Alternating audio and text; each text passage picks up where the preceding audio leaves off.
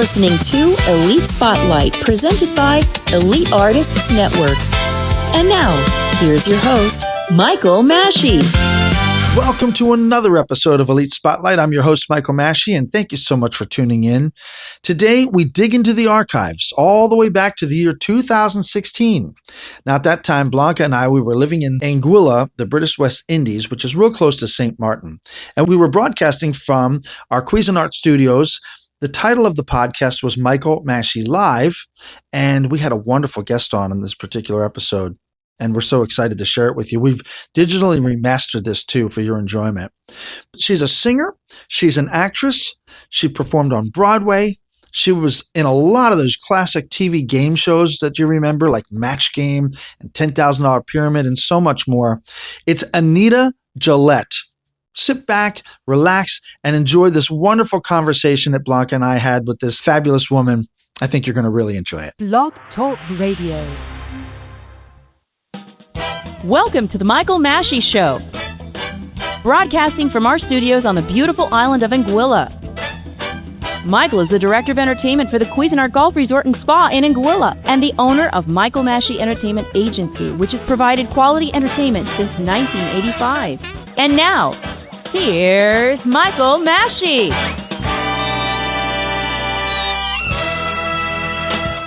Well, good morning out there, everybody. We are Michael Masci Live. I am Michael Masci, joined as always by my brilliant producer and my wife, Blanca.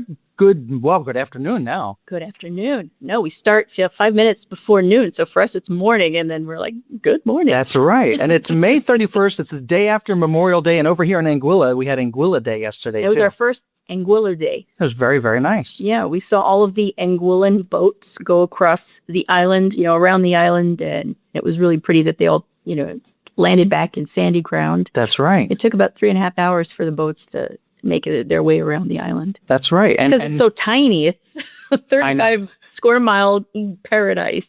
You drive about 15 minutes. You can get from one end of the island to the other. That's right. But again, we are broadcasting from Anguilla, from the Cuisinart Golf Resort and Spa Studios. And we have a fantastic guest today. I'm excited to talk with her. She is a star of Broadway. She's been on so many wonderful Broadway shows. She's been in so many wonderful television shows that bring back so many memories. We're going to talk all about that, and also some fantastic movies as well. We're going to talk about all that. But right now, I want to introduce to you Anita Gillette. Anita Gillette, welcome to the show. Welcome. Thank you, Michael and Blanca. Thank you. Oh, you're welcome. We're so honored to have you. I saw a lot of those shows you were on. Oh, well, I got to tell you, we were talking to your pal Penny Fuller just the other day. Mm-hmm. So we've been my fin twister. You mean? Yeah, your fin twister. That is right. We've had so much fun watching your production. I mean, it's really great. Thank God for YouTube. It bring that to everybody. Oh my!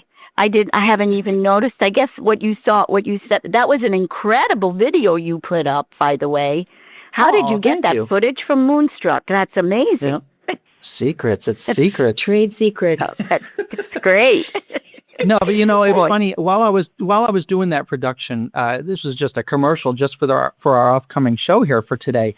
It brought back so many memories, and I mean, we have so much we want to talk about. But my goodness, you work with so many great people, including all the television game shows. Match Game was probably my favorite television show. I mean, game show. That was a great show. Yeah, I like that. It was $50,000 pyramid. That was mine. Match Game was great, but I really preferred Pyramid. That Pyramid was really the best. Sure, I like that one a lot. Oh yeah, sure. Yeah, because you needed a brain to do that. That's true. That is true. Gene Rayburn wanted you to come up with dirty innuendos, that all the time. And I was a serious game player, and a Sunday school teacher. Good for you, yes. So that influences what you like. I know. Well, in doing our research, we find out that you're originally from Baltimore, Maryland, right? That's right, hon. You know that. At the truth. And I grew up in Silver Spring, Maryland. I was a little kid back there. Yeah, I loved it up there. It's beautiful. It's sort of like, they call it like a miniature United States. because, they have mountains in the west of the state and they have the ocean on the east of the state, and Right. the Chesapeake Bay. And it really does have a bit of everything. But the thing I love are those soft rolling hills. They really are horse country kind of territory. And, not that it was great being from Baltimore. You long ago, you didn't want to tell anybody that you were from Baltimore, the city. And I don't know how it is now, but I had a great childhood there. It was a great place to grow up. That's what I just remember that. I do remember that. Yeah. But, going back, you studied at the Peabody Conservatory. Yeah. And your credits, I'm looking at all of the things that you've done. And what's amazing to me is your Broadway debut was working with the fantastic Ethel Merman in Gypsy. How did you get that gig? For Broadway's debut, that's amazing. That was, I auditioned for, I had been in a little review called Russell Patterson's Sketchbook, for which I won a Theater World Award.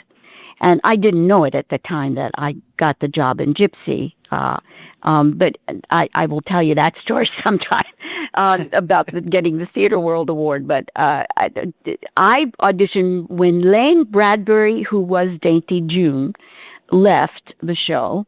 Her understudy, whose name then was Merle Latout, who ended up being Merle Louise, and quite a wonderful actress she is, too. She did some Sondheim. She did Sweeney Todd, and she's done some other Sondheim things, I believe. Sure. Anyway, they needed somebody to understudy Merle.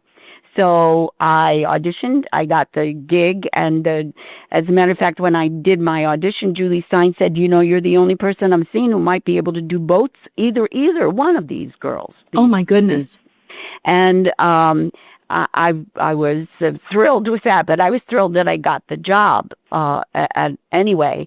But then about 3 months in, I realized that I was pregnant. I didn't know it when I got into the show, for sure. Oh.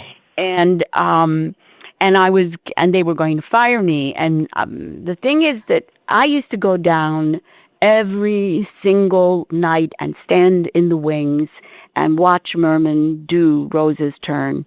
And I was that's how I cut my teeth.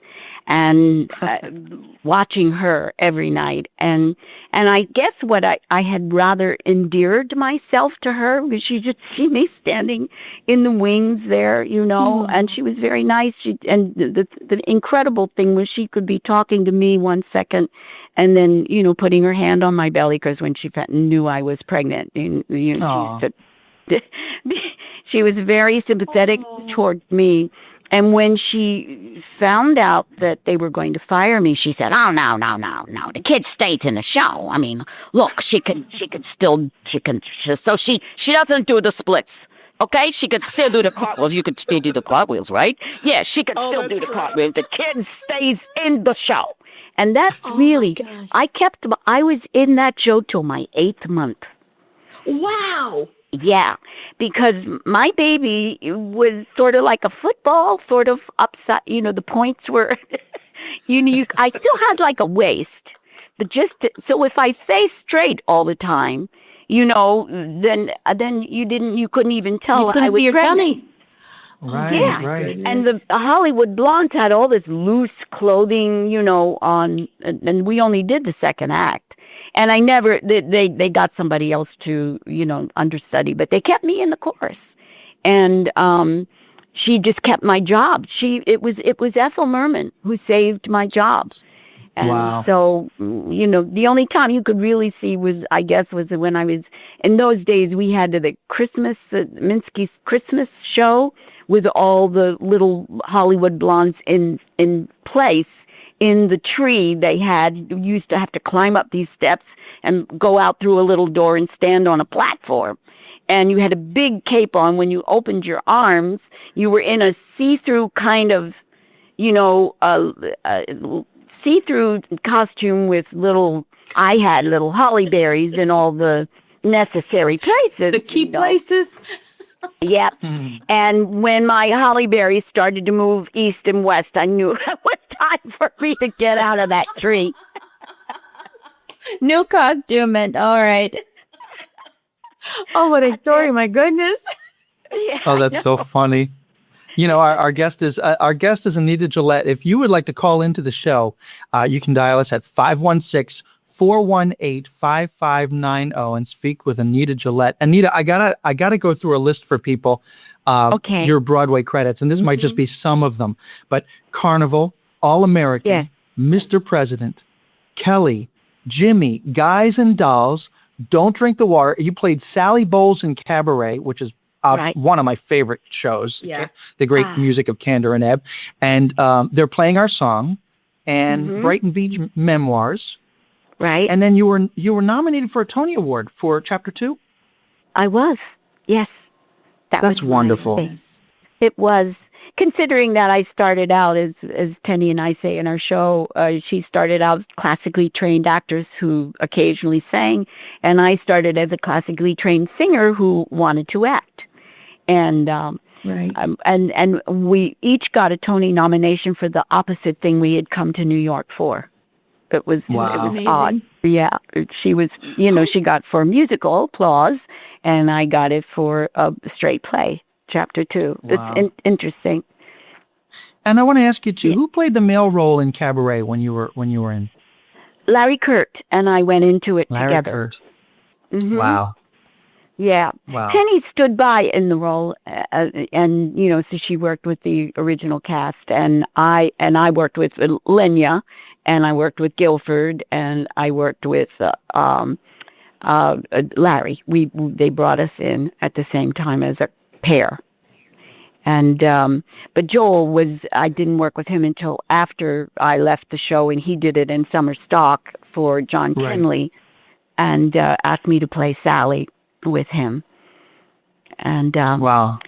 that was when I got to work with him. So it was fun. It was one of the best shows ever.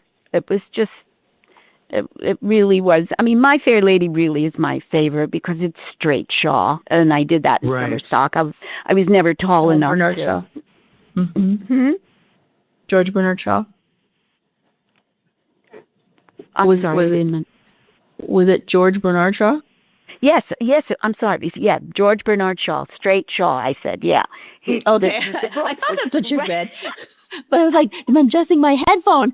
Did I hear that right? Or am I my ears playing tricks on me? Well, going over all of those shows, I actually was able to get some of the tracks that you sang on some of those, or some of the songs that you sang in the show. Oh. And, from All American, you worked once again with the legendary Ray Bolger, one of my favorite actors of all time. I know.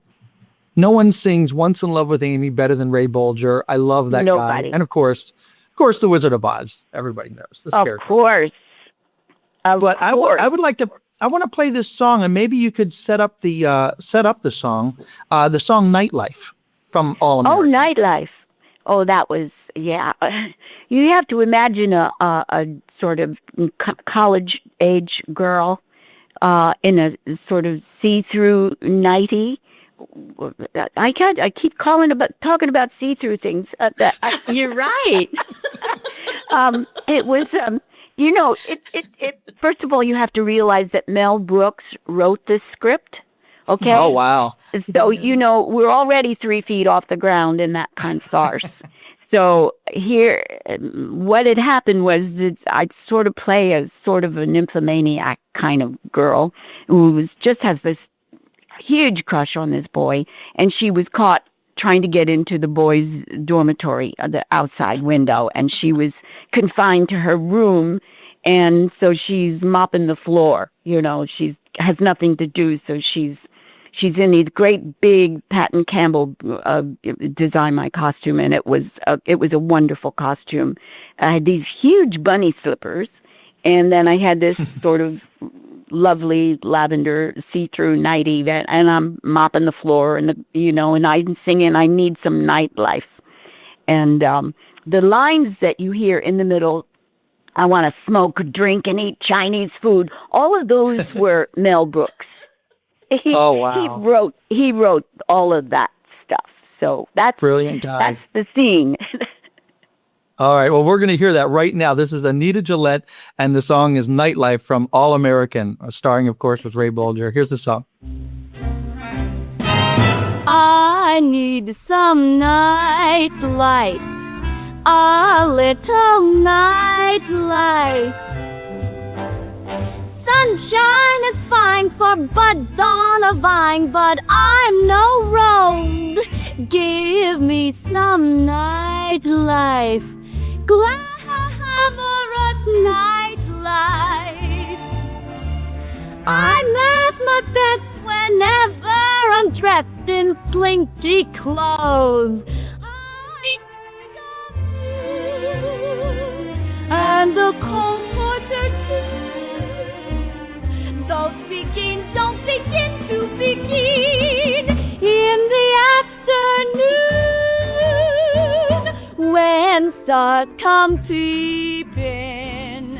To hell with sleeping. Anything you can do when it's light is twice at night,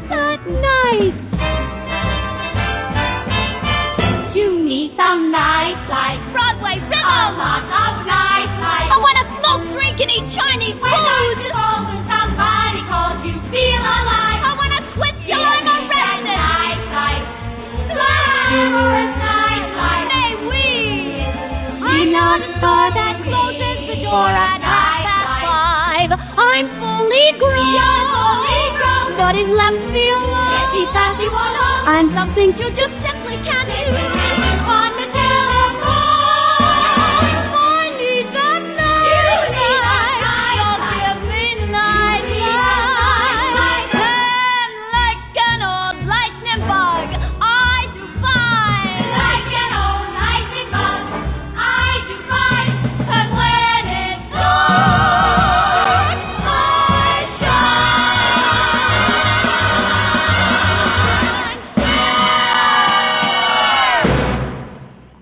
Oh, I love it.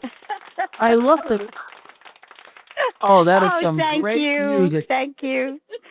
Wonderful, wonderful. We are live with the great Anita Gillette. And if you want to call us live, it's 516-418-5590. And we are going to take a short break and be right back. Hi, friends. This is Michael Masci, and let me tell you about the Cuisinart Golf Resort and Spa. 98 luxurious suites and villas, an 18-hole Greg Norman designed golf course, the Venus Day Spa, 5 fabulous restaurants, all situated on the most beautiful beach in the Caribbean, Rendezvous Bay. Be sure to check out all of our summer promotions and packages at www.cuisinartresort.com or call to make a reservation, 1-800-943-3210, and tell them Michael Masci told you to call.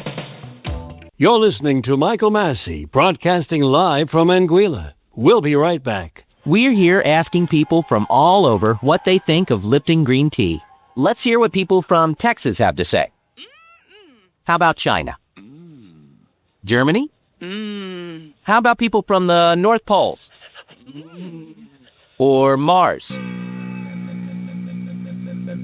What about mimes? Oh, right.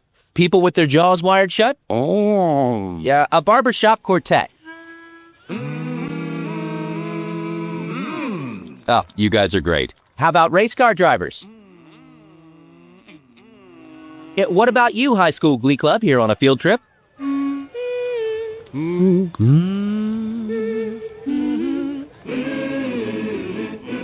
Well, that settles it. It sounds like everyone loves the taste of Lipton green tea.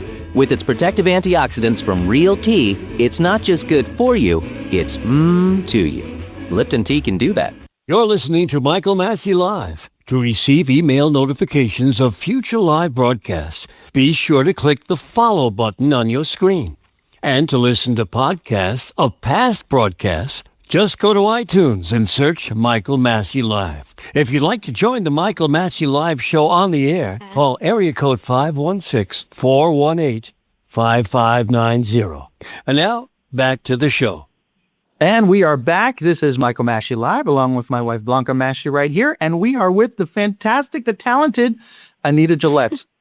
Thank you. Anita, Fantastic we actually have a call. Talented. Wow. What more You could a are girl want? fantastic, brilliant, and talented, and everything that goes along with it. But we have a dear friend that's on the line with us right now. We just want to bring him on, and I'm going to put him back on hold because I know he likes to listen to the show. But we have the great Richard Skipper. Hello. God love Richard Skipper. Richard, are you there? Secret Service. Oh, that's not Richard. Happy day after Memorial Day weekend. Did you all have a great time? You too. Same to you. Oh my We God, love you. do I love Anita. And Anita, it's so funny because on Facebook, it pops up with, it was a year ago yesterday that I interviewed you at the Spiral Theater. Oh, yes. Is that when I had on that red jacket? That's right. Oh, my gosh. Yeah. That was Where does the time go? interview. It goes by fast. Good at that, Richard. Well, You're just had a like great, Michael great time. Masci. Well, everything I know I learned from Michael. I don't know about Okay. that. No, it's vice versa. The feeling is mutual. No, Great guy. We're learning so much. but Anita, I love you so much. I love you all. I don't want to take up any time because you've got a great interview going on and a lot of people coming in, but I want to talk to both you, Anita, later today, and I want to talk to you, Michael. So please give me a call later. Both of All you. right. Okay. Absolutely. I love you, and I'm just going to sit back and listen. Well, for my listeners, I do need to say rave reviews on your May 25th show. Oh, That was thank you so fantastic. much. I mean, we got off I to got- a rousing start, and our next one is on June 20th, and I've got there's some great things happening that night that I want to talk to Anita about. Okay. So, Okay. Okay. I'll be talk a here. little later. Absolutely. Richard, I I'll put love you you back all. on hold so you can listen. We love you too. too. Thank you. All right. Okay. All right. He's just so amazing. He's really the reason why we've been able to get in touch with you, with Penny, and with all these wonderful, wonderful, brilliant, talented actors and actresses. And He's well loved. we're just so here. glad. I can tell you that. He really is. You know what? He's a We hard, need to be hard up there. worker. We need to come He's up a with you wonderful guys. performer, too. He really is. Yes, he is. Yes. He's choosing to do what he's doing, which is fantastic for all of us. Well, he's helping so many people, and it's just really magnanimous of him. And we really had particular joy watching the live stream that he had of his May 25th show. We were so happy to see that because, obviously we're not in New York, we're in Anguilla, and somebody thoughtfully was live streaming it from the audience, and we were so pleased as peaches to be sitting there and being able to watch it. It was wonderful. Oh, that's great. Did you I know start- they offer that down at the Met Room. I think Bernie Firshpan, who runs the place, owns it. He's, I think it's his son who runs it, but I'm not sure really. But Oh, we were really happy. I mean, thank God for technology. It just makes everything seem isn't so it right amazing? close. Sometimes I Yeah. curse it, but most of the time I'm just grateful for it. Oh, and it's And- in for good like that. Yeah. Yeah, you could get Yes. addicted to it, though. Sure. Good. Sure. Well, the best part is, reaching people that wouldn't normally get a chance to see something like that. It's just, That's boy, it. it's just a great That's it. outreach. But let's get back to your fantastic work. Okay. Some of the other shows that you were in, Mr. President. Now, who starred with you in that? Robert Ryan, Nanette Fabre, Jack that's right. Haskell. Okay. It was, but the big thing was Mr. B, Irving Berlin, and I became Right. friends when I Oh did my goodness. that musical. Yes. He had just returned to writing. This was his first show in 11 years because he had suffered from a terrible bout of writer's block. And this was a very important show for him, So everybody Sure. was very nervous. It was. I mean, we had Josh Logan again. He had directed me in All American, and we had Leland Hayward, huge Howard Dietz. Russell Krauss, and it was an incredible group of people that were Lindsay. It was Howard Lindsay, not Lindsay and Krauss wrote the book. And but Mr. Berlin, everybody was really concerned because he had been in this state of sort of, I guess, a mild depression or something, but he hadn't been writing. And so everybody was concerned. And I remember the review came out, Elliot Norton in Boston, and the headline said, "Knee deep amongst the corn." And no, we when we got the review, we were told, just whatever you do, don't say a word, because he's not going to be reading any reviews. Right. So anyway, that afternoon he came over with the new double number that I sang. That's the thing where we do two melodies at the same time, which he's really good at doing. And he came over and everybody was stumm. Nobody said a word. And he said, out of the blue, he said, "What do you think about this knee deep amongst the corn bit?" No. So we all started, trying to placate and say, he said, hey, listen, I know my songs are very corny. He said, look at, Blue Skies, that's a corny song. White Christmas, what could be cornier than that? And my God Bless America, that's really corny. He said, but you know what? That was my old Kentucky home. And that was it. It was just that's fantastic. Right. It was amazing that he was actually a fan, I heard, of Stephen Foster. So, wow. But anyway, that was how we got through that and laughed the whole rehearsal. So that was good. And we ran What an amazing almost experience. Yeah, it was. To work with the great Irving Berlin. Berlin. I mean, I read about him. That's amazing. I feel blessed that I got to know him well enough to call him my friend, and I called him every year on his birthday and May 11th, and so one day I'm going to do my next solo show is going to be me and Mr. B. Oh, that sounds great. I think that'll be good. Yeah. Every song's a winner. That's what I think with him. Yeah. And Robert Ryan singing "It Gets Lonely in the White House." It was, and I guess when, it was sort of reflective, the Kennedys at that time, when we played Washington, Jackie at least came to the theater. He second acted it, I guess. But when he said, he talked about the rocking chair in the song. And so it was a tribute, really, to JFK. Right. He really did love Kennedys. Well, we have actually a song from that show, if you want to set this up, too.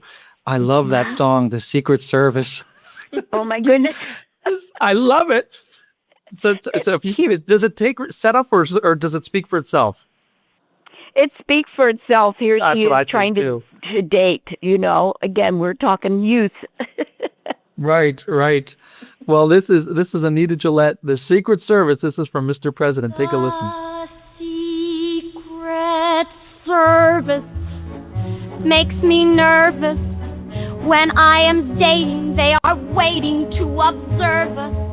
When I get ready to hold steady for a kiss, he'll plans. The Secret Service make me nervous, and I can't. They're always spying, no denying. They're always peeping, gumshoe creeping, private eye. When I'm beginning to give in like a maiden ants, the Secret Service make me nervous, and I can't. I've been exposed beyond control, just like a goldfish in a bowl. The president's daughter must drink water. No drink of cock, she might do what she hadn't oughter. When I'm ignited, so excited that I'd start to pan. The Secret Service make me nervous when my lamps are lit and they live with it. The Secret Service makes me nervous, and I can't. The Secret Service makes me nervous. Old White House dicks get all their kicks when they observe us. Just as I wind up, make my mind up not to say I won't. The Secret Service make me nervous, and I don't. When things look rosy, they get nosy. Felt they there, tootsie plain, footy, very cozy. My boat goes higher, I'm on fire, shaking at the knees. The Secret Service make me nervous, and I freeze. Whatever I may do or say will be reported the next day. When I'm reported, it's distorted. They don't see clearly when I'm merely being courteous. When I'm just necking, simply pecking with a Cary Grant. They stand behind me to remind me who and what I am. When I don't give a damn, the Secret Service makes me nervous, and I can't. Oh. Thank you. Can I Oh tell my you something? God, I sound like I'm 3. That, Adorable. that music is You know, right and now. all Like, the wanted and those were all Josh Logan notes that I had to enunciate properly. You know, my they were goodness. like, because he directed All American, and I say Cole Porter tune. I'll never get over that when I listen to it. I love it. Speaks like that, but anyway. Oh, so funny. We are with Anita Gillette, and you can call in at 516-418-559. We're going to be back with a serious song from the great show Jimmy. We'll be right back with Anita Gillette. You're listening to Michael Masci, broadcasting live from Anguilla. We'll be right back. Taking a family of 5 to the amusement park can cost a small fortune. Oh, yeah. So to save some money, we thought, hey, let's bring the amusement park to us. Yeah. Go ahead. All right, step right up, young man. Are you ready to ride the wacky waterfall? That's just the bathtub with the shower head running. Nope, it's the wacky waterfall. It's the shower, Dad. Waterfall. Wacky. There's an easier way to save. To get a free rate quote, go to geico.com, then buy online, over the phone, or at your local Geico office. Bobby, you're here again. Yeah, my doctor told me to reduce stress at work, so I come to Buffalo Wild Wings to eat lunch and watch sports. I get to pick one of 7 entrees, like sandwiches and salads, plus one of 7 sides. Well, like sides. It's so affordable I can finally take a vacation. Where you gonna go? Here and here. Introducing the new Beat-Ups Fast Break Lunch Menu, starting at a new low price. Dine in or order takeout weekdays between 11 and 2. Participation and availability may vary. Buffalo Wild Wings. Wings, beer, sport.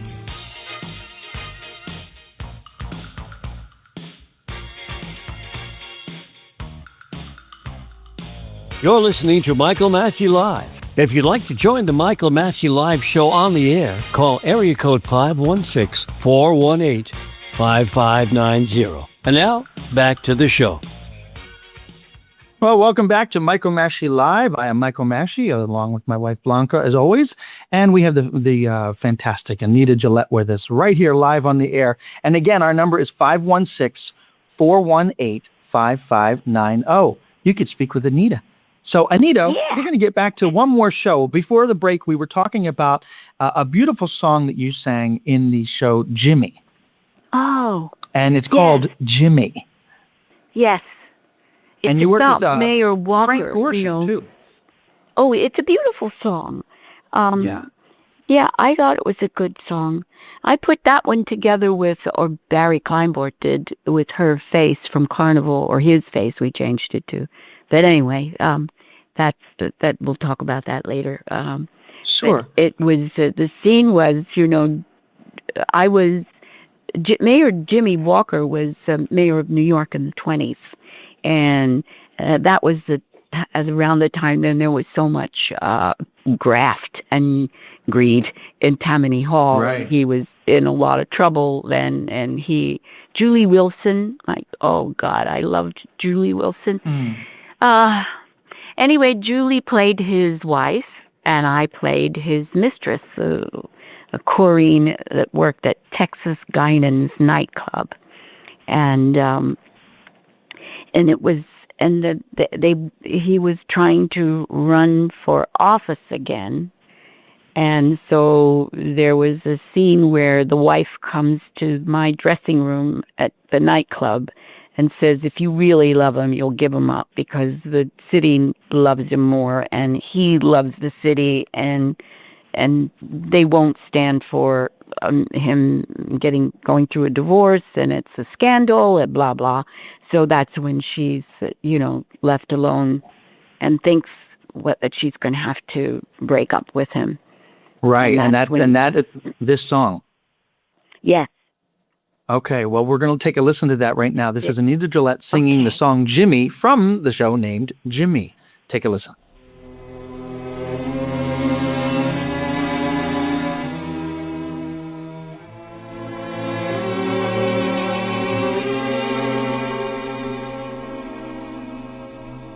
Now he's gone.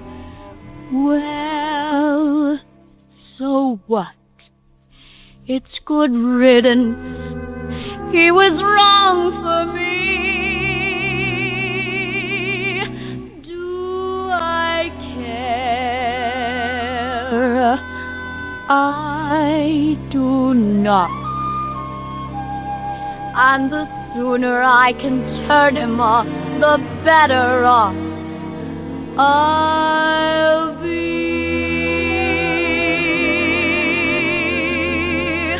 I don't mind a bit. In fact, I'm even glad. He's crazy. If he thinks I feel bad, sure, we had some laughs, but adding up the years, I find on looking back, I was born to do.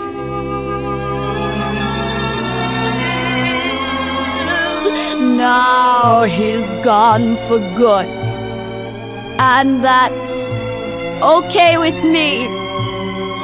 There's lots of other fish in the sea. I've forgotten him already. It was oh so long ago. Someone named Jimmy, a man I used to know. I've got more important matters, things to do and friends to see. Gentleman Jimmy, Gentleman Jimmy, he was wrong for me.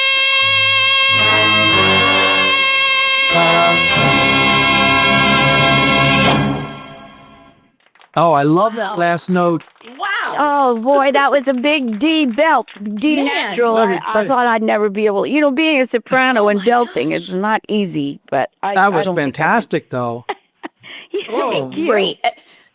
Tell me, I mean, honestly, that was fantastic. And, what mistress of today would actually give up their guy? Nowadays, that's not the case. Right. There was so much social stigma, and, you could actually have a conversation with the other woman and say, all right, back off because this is bad for his career. And she'd be like, okay. I know that would ever take place in today's world. I don't think.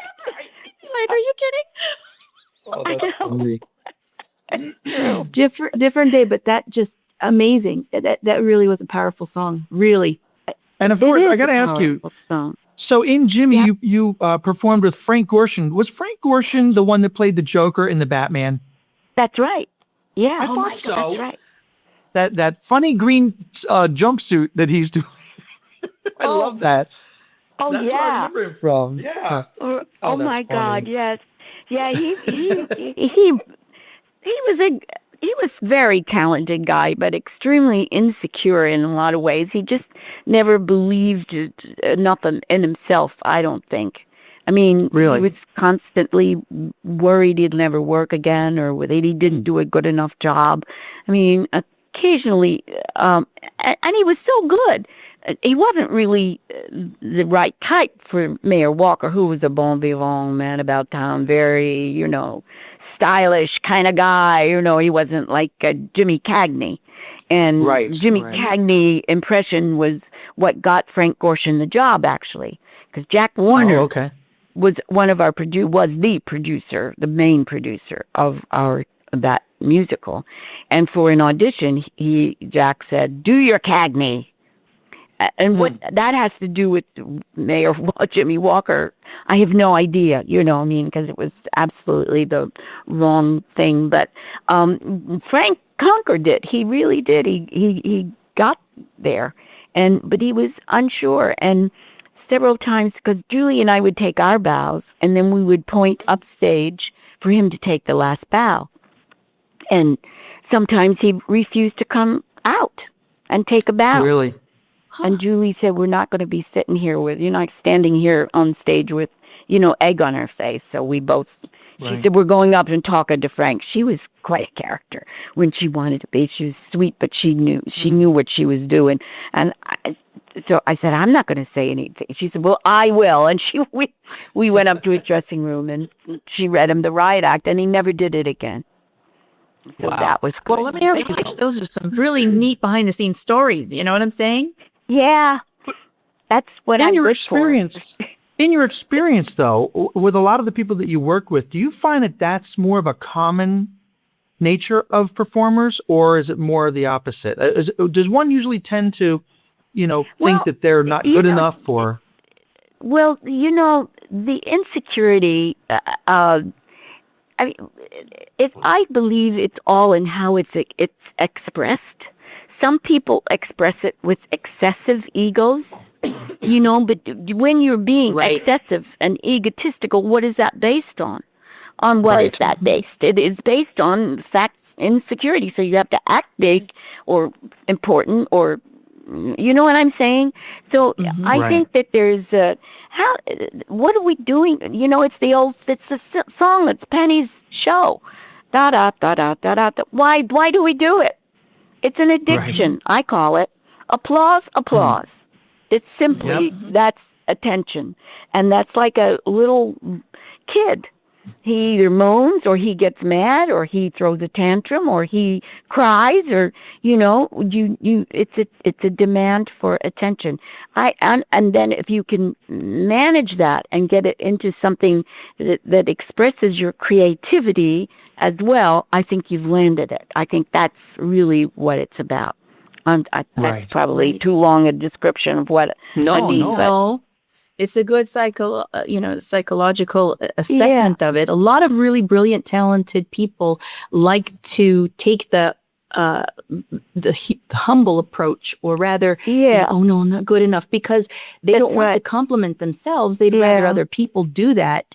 I knew a number of really great, brilliant artists, painters, and they never thought their work was good enough. They were always, no, it's bad. Yeah. I'm not going to show it. I'm embarrassed all across the board, especially in the arts, where the government isn't, nobody's really on our side until you get them there, It's not like working for a corporation. But even Ray Bolger, he told me he used to throw up before every performance. I believe it. Yeah, I believe it. Ray Bolger. Isn't that amazing? Yes, but you know what? You give your everything to these performances, and you're making yourself so vulnerable for so many, and that is why. It's true. Yep.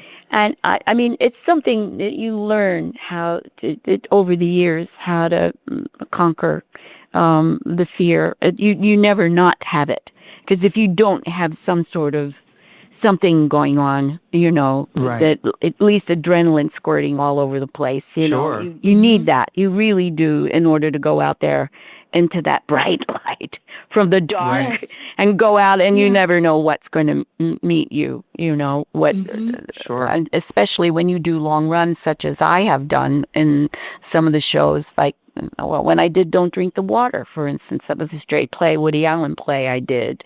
And one night, it was about an American family. Again, a Woody Allen crazy kind of comedy. It was a very, very funny play. And I was mostly the straight man in those days, giving Lou Jacoby and Kay Medford all the laughs. We were the family that got caught behind the Iron Curtain. We had to find, in Russia, and we had to find the American embassy, and we were sort of trapped in there, And one night, a man got up in the second row with a big banner and with a big sign that say, "Kill the Russians." And and he started to rant and rave in the middle of the play. And it was, nobody knew what to do. Tony Roberts was in it. And I had an entrance just about then. I just went, oh my gosh. I didn't know what else to do, but I just ran back out into the wing. Tony never forgave me, I don't think. But he had plenty of people on stage with him to help him out. It was a difficult thing. They had to stop the show and get the guy out of the, escorted out. Right. Wow. And we had to restart the show. And what you hope for, what usually happens, and what you work for is that you feel them, and the audience, and it's like riding on a great symphony orchestra. It's the support. It's what you need, and it is pure bliss when it works. That's what I think. If you like your part, and if you're doing a long run, you better like your part. And you have to, because you do have to go out there and give it your all every night. Yeah, absolutely. That's why the stage becomes a family. Everybody that's working the production. Yeah, it's true. That really is. If you're doing a monologue like Shirley Valentine, it's very lonely. Doing Shirley Valentine, but it's rewarding, but it's very lonely. It's so much better to have a family of actors on stage with you. Yeah. Well, I'd like to talk about your TV career a little bit. Oh, thanks. And I do see that your first appearance was on the Ed Sullivan Show in 1963, correct? Well, that was not my first appearance. I don't know. Oh, it wasn't? That Okay. somebody wrote that. No, because I did game shows before that. Before Ed Sullivan? At the game shows, and I did I did the Tonight Show. I did a lot of Tonight Shows. Wow. In 1962 and 1960. I did 61, and I did What's My Line? I think I don't remember exactly the one you have on there from what year that was, but I mean, I did those game shows, and then because I didn't do cabaret right away, right? And that's when I did the Sullivan Show. Now, when you were doing now, forgive me, when you were doing the Tonight Show, are we talking Jack Parr, or are we talking Johnny Carson? No, Johnny Carson. Johnny Carson. I'm trying to remember when Johnny started on Tonight Show. Do you remember what year that was? It must have been after 1960, because I went on for Anna Maria Alberghetti in 1961, I believe, in Carnival. That was after I had the baby, and then I got the job of her understudy in Carnival, and so I think it was like 1961 or 62 that I took over for her, and that was like David Merrick did this big press thing, and it jump-started my career, because he said I was better than she was, and it was in all the newspapers all over the world. I had press. It was amazing, and so I was doing, I think it must have been like 61, because or two, because when I did took over in Carnival, I actually did Jack Parr. Okay. Yeah. and Mike Wallace. I did both of those shows. I have a tape of me with Jack Parr. I'll have to find out the date. And then Johnny came after that. But I have I know that I did the Carson show in 62. Okay. 63. That's so fascinating. And some of the guests along with you, I remember those were the golden days, boy, when Carson was having some guests on. Oh my goodness. The legends. Do you remember who was on with you by any chance?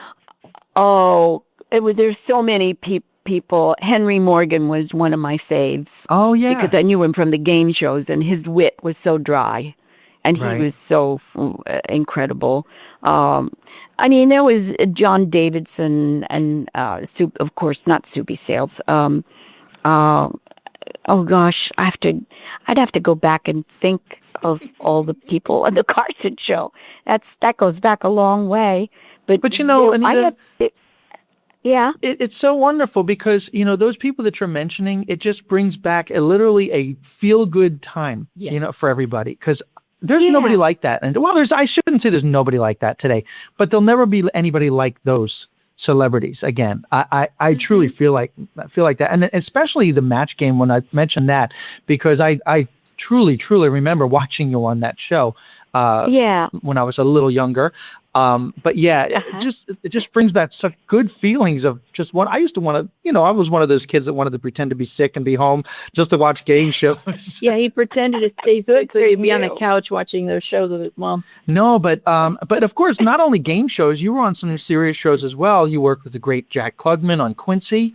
I did. You played his wife, right? I did, twice. You know, I died on on Jack's show. I died. Oh, really? I played his wife the year before I went on at the woman he married. I played his dead wife.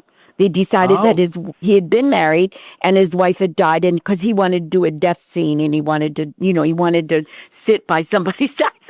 How did he make you feel? Nice. Real nice. It was weird because the way he's sitting in a laundromat, and you know the little window when the clothes go around, they superimposed my face in his thoughts, and there I was. And then they showed me in the hospital bed, and I was dying, and Jack was there and played this great scene. It was a small kind of thing. We did, you know, and then the next year, Jack called and said, Anita, I'm gonna have he's gonna get married in this year, and I want you to be my wife. I said, Jack, I can't be your wife on this. I just died on your show. He said, I don't care. So you look a lot alike. Who cares? Oh, that's so funny. That's so funny. Oh man, that's great. Oh my gosh. That's a cool story. Okay, that is really great. But just like soap opera style. I know, right? Well, just for our listeners, we're talking What's My Line, Match Game, the Pyramid series with Dick Clark. You were on a show called Me and the Chimp. I vaguely remember that show with Ted Bessel, right? Yes, it was with Ted Bessel, who had been with Marlo Thomas on that girl, you know. That's where I remember him from. Okay, yeah. Yep. Okay. I knew he looked familiar. It was voted like show. number 50 in the, I mean, a number whatever, in the 50 worst TV shows ever. Oh, no. Yeah, but I had fun. That sounds good. And then you worked with young Robert Urich and Jodie Foster and Bob Carroll. Oh, God, I love them. Yeah. In Bob and Carroll, Ted Nellis, yep. Mm-hmm. And then, of course, All That Glitters with Norman Lear's All That Glitters. You worked on that, too. I was in some shows that were way ahead of their time. If they were, you know, done at a later date, they would have been successful. You know, who else but Norman Lear would make the world just completely reverse and made God a woman and Adam was from her rib. And so all the men's, it's completely role reversal. And what a good idea. You know, maybe we could do a once-a-week role reversal or something. Right. Yes. What about that, Blanca? Well, we do that at home. We do. Honestly, we you do? Yeah, we actually do that. Yeah. It's a good idea. It changes it up. You know, my husband likes to cook. He really is a fantastic cook. Right. He knows his way around a kitchen really well. But it's Italian cooking, which for me, I was never an Italian type of a cook. I'm culinarily trained. I made Chinese food, so that was my area. But Michael likes taking over. I'm not going to argue with say no, don't cook because you're making me fat. No, of course. Say, No, please, run on the beach. I don't want to be in the kitchen. That's great. But we do role reversal, and I do take care of the administration and our business matters, back in the States. So we do have role reversal, and it's nice. Yeah. We have a healthy respect for each other, and I think that's what's important. I was going to say, that's the most important thing. It really is. I have two sons. Go ahead. We have 2 boys. You do too? We have 5 boys and 3 5? girls. Yeah, 5 boys and 3 girls. Yes. Wow. We're busy. Wow, I'm so impressed. Oh my goodness. Don't be. Oh, Let's just say we have now entered 4 in college. Okay, so we're halfway there. But hon. wow, it's a lot of support, a lot of work, a lot of coordination, and Yeah. thank God for Anguilla because it's really improving our longevity. Yeah, that's great. What a gig.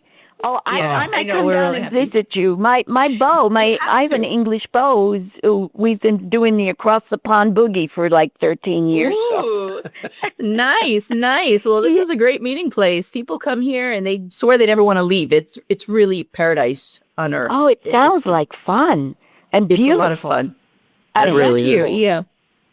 It's restful. I mean, I honestly can say you can have a nice cocktail beachside. They have these wonderful people who just come right over and say, "How are you doing today? Can I get you a drink?" And then boom, there's a nice mojito or a nice rum punch. Wow. It's convenient. And there's always food. Oh, it sounds wonderful. I'm ready. Come on over, girl. For those of you that are I'll be there with my Mr. Bates, with David Bates. David There you Bates. go. Write that down. Bates from David London. There you go. For those of you that are just tuning in, we are chatting with the talented Anita Gillette, and I want to ask you about your movie career now. Was Moonstruck your first movie? No. Yes, it was my first feature film. Yes. Oh, okay. Where I actually had to worry about the size of my nostrils. I was concerned because when I went to see the movie, I had been working. I missed both premieres, the one in L.A. and the one in New York, and I was in Canada working. They had a premiere in Toronto, and I was doing a play. So I couldn't go to the premiere, but I did go to, first I saw the whole movie was in Toronto, and I went with my coat over my head and took a peek, and I kept having to go back because I was worried that my nostrils were good. I mean, it's a huge screen. Big screen. Yeah. And they did tiny close-ups, I remembered, so I thought, oh my gosh. Anyway, I was pleased eventually. I thought, Norman Jewison was a great director and said, it's a small part, Anita, but it's very important. And the movie is a classic. So Absolutely. I love that movie. In getting to be, in a classic movie like that. Mm-hmm. It never gets old. Right. Well, you've gone on to do so many other movies, but I noticed you've done a lot of roles where you play moms. You're always a mom in a lot of these roles. Yeah, I've been everybody's mother. Next is going to be grandmother's, I guess. I've been Tina Fey's mother on TV. And that's great. On 30 Rock. Yeah. Oh, she's a marvelous girl. Oh, she's so talented. I love her. She really is. What a hilarious lady. Oh, she really is. She's wonderful. Her comedy is amazing. And no, she's amazing, and she and Amy Poehler together too are just. Yeah. Yeah. Mm-hmm. I love being funny. If I could be funny, that's the only reason I'm doing cabaret shows. Is I said to our director, if I can't be funny, I'm not going to get up here and talk about myself. This is silly. Nobody really wants to care all about that stuff. So anyway, and I'm funny, I think. So we You are funny story. You and Penny together are riot. Yes, you guys are adorable. Yeah. We're going to talk about that too. But of course, most recently, you've been on Modern Family, one of our favorite shows. Oh, yeah. Now, I tried to get a clip of that. I could not locate one. And that's a very recent show. Yeah. So, yeah, I could not locate that. I have a clip of it. I could. I would love to see it. Yes. Well, I think we saw her on the show. I did not. You play Phil Dunphy's mother, right? Is that what it is? That's right. No. His mother had died and left a message, a note that to fix up, his father. Oh, right. Okay. He should go to this woman because she's the only woman that she would accept. She said they're all going to be at him with their casseroles. So go to this woman. And of course, that's Fred Willard that plays the love Fred interest Willard. Anyway. Yeah, Right. Really great too. Oh my God! I wanted so much for them to hire me as a semi-regular or whatever, like him. Yeah. But they didn't do it. I thought he'll need a replacement mother, but they didn't. Yeah. I did Bill Murray's mother in Larger Than Life. The movie That's right. with the elephant. Right. And Right. And Jack Black's mom. Jennifer Aniston's mother, and She's the One. Yes. And an Eddie Burns movie. And then I was Eddie Burns' movie, mother in Fitzgerald Family Christmas, not too long ago. But I did Shall We Dance with Richard Gere, which was great fun. A great movie. Yeah. Yeah. Richard Gere. Shall We Dance? Was that with Jennifer Lopez? Yes, Jennifer Lopez. Yep. I played Miss Mona, who ran the dance studio. Yes. I mean, Wait, Miss Miss Mitzi. Miss Mona was in Moonstruck. That's right. Mitzi. Mona, that was the bad girl, Mona. Yeah. Yeah. You know the song I sing when I associate that? I sing, he may be your man, but he comes to see me sometime.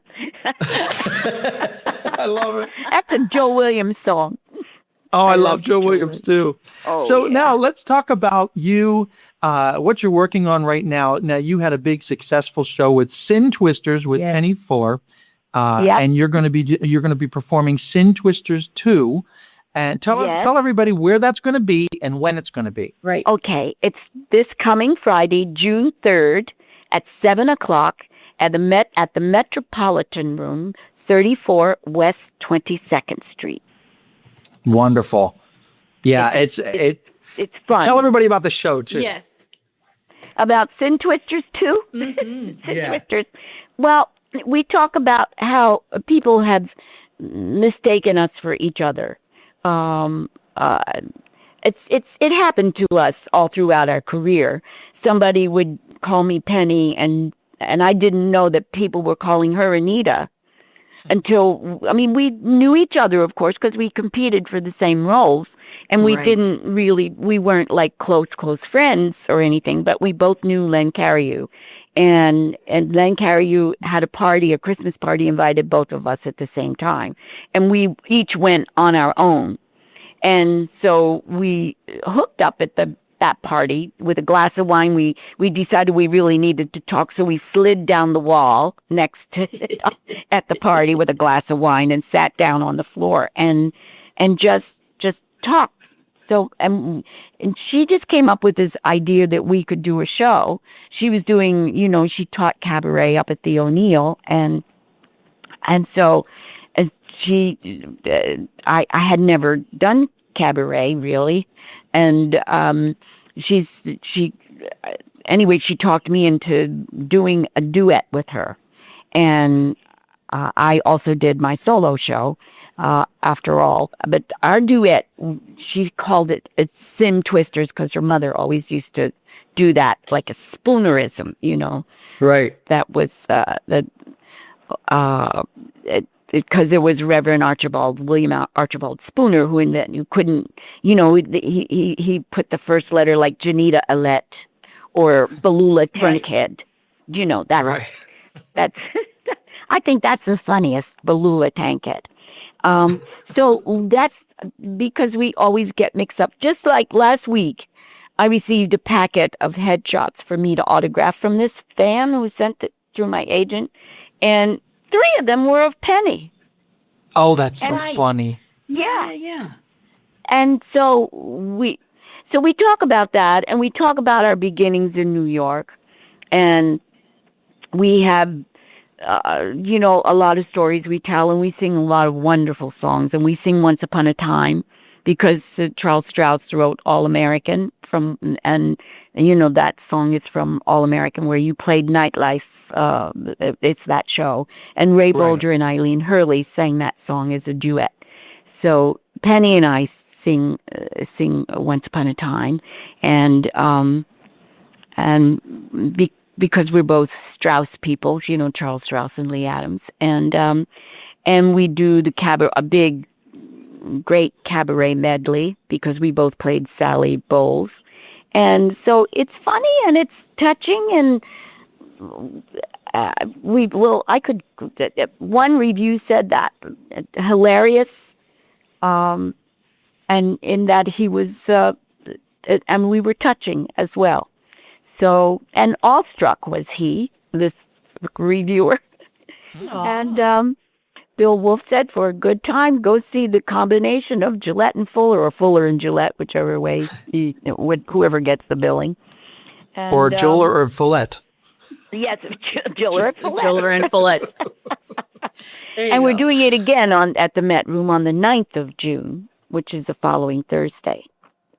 For those of you in the New York area, and boy, I wish we were, you got to check the show out. These are we really do. And two legendary performers just doing their thing. And it's the little bit that we've seen of your original Sin Twisters, just totally entertaining and delightful. We really enjoy it. Yeah. But we encourage all of our friends to go and see the great Anita Gillette and Penny Fuller in Sin Twisters 2. Anita, it's been so wonderful chatting with you. Oh, really thank you, Michael. It's been fun, too. And I love chatting with both of you. And don't be surprised if I show up down there. I'm sure Penny. You're welcome. Anytime. You're welcome to be with us. I mean, we have plenty of room in our home, plenty of rooms at the resort, Queen and Art Golf Resort and Spa, and they have the bar over there. So that's we'll be hitting that beach. I'm sure.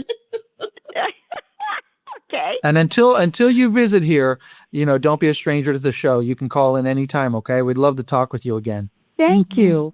And we know you've got to get to rehearsal, too. I do. We're going to be here any minute, and all want food and coffee. And please tell I like mother. I mean, these mother rolls don't come to me naturally, There's a reason. Penny says, I don't feed. I don't. But she eats. So anyway. Oh, they're so funny.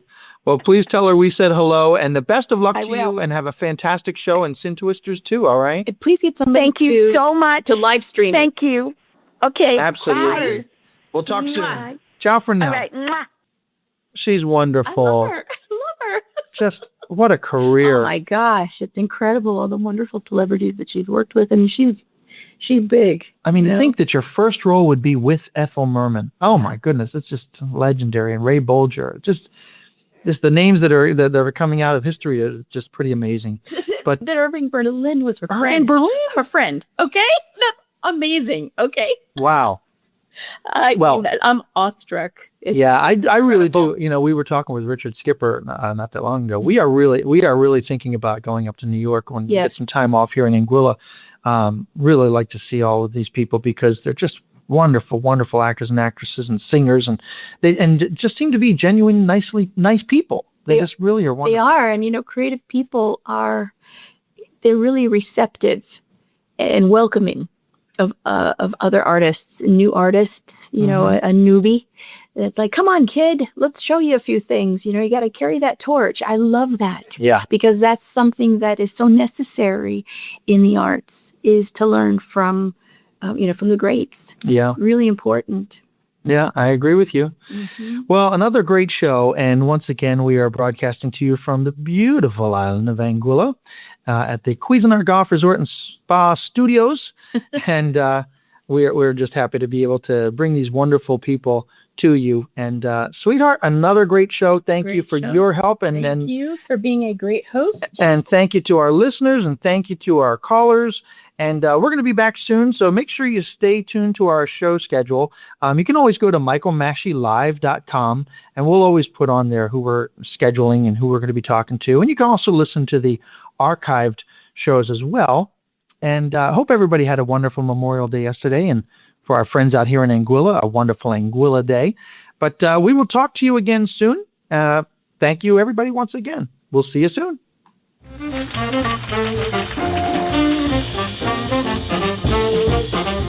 You've been listening to The Michael Masci Show. Join us for our next broadcast. Ciao for now.